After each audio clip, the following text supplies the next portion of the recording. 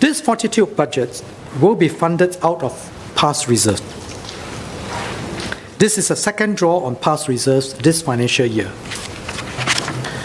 Our past reserves are our strategic asset, built up through prudence and hard work of our people across generations.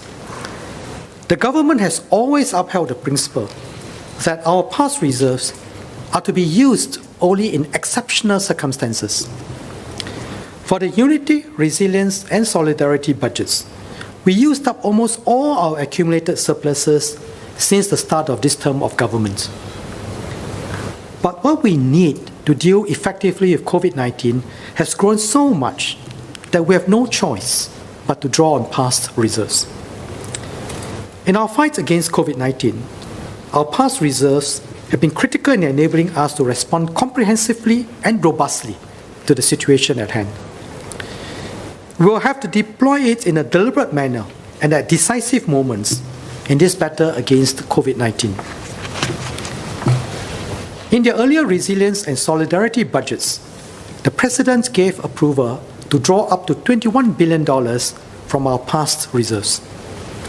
This allowed us to safeguard jobs, keep the economy going, and provide direct assistance to Singaporeans during this difficult period. I also told members then that I was prepared to propose to the President to make further draws on past reserves should it be necessary. Since the Resilience and Solidarity budgets, the impact of COVID-19 on Singapore has deepened.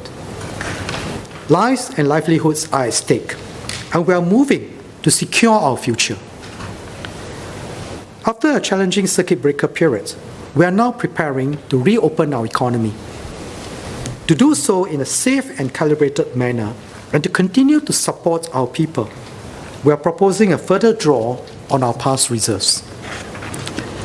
The Prime Minister met with the President to share the government's considerations. Ministers Gan Kim Yong, Lawrence Wong, Chan Chun Sing and Indrani Raja joined me last week to brief the President and the Council of Presidential Advisers on the government's assessment of the situation, the details of the measures and the resources needed. The President, in consultation with the CPA, has given her in-principle support for a further draw of $31 billion from our past reserves to fund the measures in this budget. As President Halimah stated in a Facebook post yesterday, and I quote, "Indeed, this crisis is unprecedented. Lives and livelihoods continue to be at stake. Having deliberated and considered the recommendation of the CPA, I am satisfied that a fourth support package is necessary. I have therefore given my in-principle support for the proposed measures to draw on government's past reserves." Unquote. Altogether, we are looking at drawing up to a total of $52 billion from past reserves this financial year to enable Singaporeans to tide through this crisis and emerge stronger. This is a very significant amount, necessitated by the very exceptional nature of the COVID-19 crisis. I thank President Halimah, Chairman Eddie Teo, and members of the CPA for your support. Members of this House know how strict I have been on prudence and my ministry's emphasis on value for money spending. The Public Accounts Committee has also been scrutinizing the government's expenditure. I have deliberated long and hard on the measures and went through many rounds of deliberations with fellow ministers and my staff. I have also discussed with PM and my cabinet colleagues before finalizing this set of measures. It has been an unprecedented crisis that is still changing rapidly. But I'm grateful that we have the fiscal resources to mount this response and the unity, resilience, and solidarity of our people to battle this together. We have a responsibility to make the best use of these resources, to keep our people safe, to save jobs and transform businesses, and to emerge stronger. Every dollar that we have saved has been saved by careful counting over the years. In spending this national savings now, we must make every dollar spent count. While we have the resources and the will to do what is needed in fighting COVID-19, we must continue to stay nimble and adaptive in this rapidly evolving situation.